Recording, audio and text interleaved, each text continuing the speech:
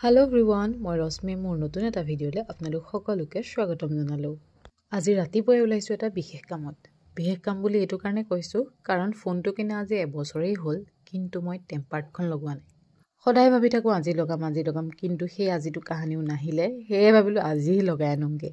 আৰু এয়া গলু লগাবলে আমাৰ বাইদেউ গৈছে লগতে লগাই ললো লগাওতে অলপ টাইম লাগিলে হেতু কাৰণে তাত অকনমান দেৰি ৰলো। যিহেতু ৰাতিপুৱা চাহ কাপ খাইয়ে গৈছিলো হেয়ে বলো কিবা এটা খাই যোৱা যাওক টাউনতে।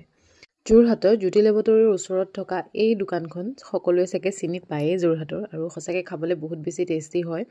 আৰু তাত এটা আলুৰ চাটনি দিয়ে মানে জ্বলা চাটনি দিয়ে খাবলৈ বহুত বেছি টেষ্টি হয় কিন্তু যেহেতু আমি সোনকালে গৈছিলো হেতু কাৰণে নাপালো মানে বনাইহে আছিল হোৱা নাছিল। তাৰ পাছত আহিলো আমি কেক এটা লবলৈ বুলি কেকছ এণ্ড বেকছলে মানে আজি আমাৰ দাদাৰ বাৰ্থডে আছে হেহে ভাবিলো কেক এটাকে লৈ যাও আৰু কিনিম। কেকটো ললো মানে বনাই থৈ আছিল ৰেডিমেড কেক অৰ্ডাৰ দিয়া নাছিলো কাৰণ তেখেত ঘৰত থাকে নাথাকে কোনো ঠিক নাই হেহে অৰ্ডাৰ দিয়া নাই ডাইৰেক্ট এনেকৈ কিনি লৈছো। কেকটোত তাৰ সৈতে মিলাকৈ এটা ধুনীয়া ষ্টিকাৰ লগাই দিছো আৰু এয়া হ'ল আমাৰ কেকটোৰ ফাইনেল লুক। বহুত বেছি ধুনীয়া লাগিছে ন? কেকটো লৈ ওলাই দিলো ঘৰলে বুলি মানে ঘৰতো যেহেতু আজি বহুত বেছি কাম আছে হেহে ঘৰলে বুলি ওলাই দিলো আৰু ঘৰত এয়া প্ৰথমতে আৰম্ভ কৰি দিছো কেক কাটিং। কিন্তু কেকটো আনোতে অলপমান বাৰু ভাগি ছিগি গ'ল যি কি নহওক তেখেতে তেনেকৈ এডজাষ্ট কৰি ধুনীয়াকৈ কেকটো কাটিলে। বাৰ্থডে বুলি এই কেকটো কটাৰ বাহিৰে বেলেগ সেলিব্ৰেশন একো নহলে কাৰণ আজি আমাৰ গাঁৱৰ নামঘৰত শংকৰ উৎসৱ পাতিছে হেহে সকলোবোৰ তাতেই ব্যস্ত হৈ আছে। এনেও বাৰু আমাৰ তেনেকৈ ডাঙৰকৈ মানে সেলিব্ৰেশন কৰা নহয় সৰু সুৰা কিবা কিবি কৰি থোৱাই যায়।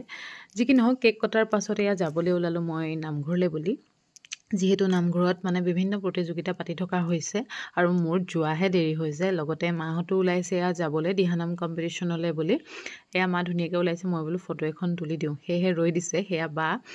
নামঘৰ গৈ পোৱাৰ পাছত এয়া আমি দুইজনী ৱালৰ সাইডতে বহি গোটেই প্ৰগ্ৰামসমূহ চালো ধুনীয়াকৈ। তাৰ পাছত এয়া বোলো কিবা এটা খাবলৈ যোৱা যাওক হেহে খালোগে পায়স মানে নামঘৰতে দি থকা হৈছিলে। পায়সখন সঁচাকে বহুত বেছি ধুনীয়া হৈছিলে মানে মই এনে মিঠা খাই ভাল নাপাওঁ কিন্তু পায়সখন খাই বহুত বেছি ভাল পালো। আৰু এইফালে এয়া অকণমানিজনীয়ে বৰগীত গাই আছে ইমান বেছি ধুনীয়া লাগিছে কি ক'ম।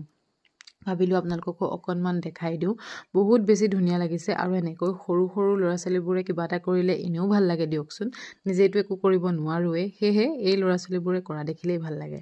তাৰ পাছত আমাৰ মাহঁতৰ আকৌ দলটোৱে পালে দ্বিতীয় স্থান হেহে মনটো ভালো লাগিলে ভাবিলো ফটোকেইখন আপোনালোকৰ লগতো শ্বেয়াৰ কৰো।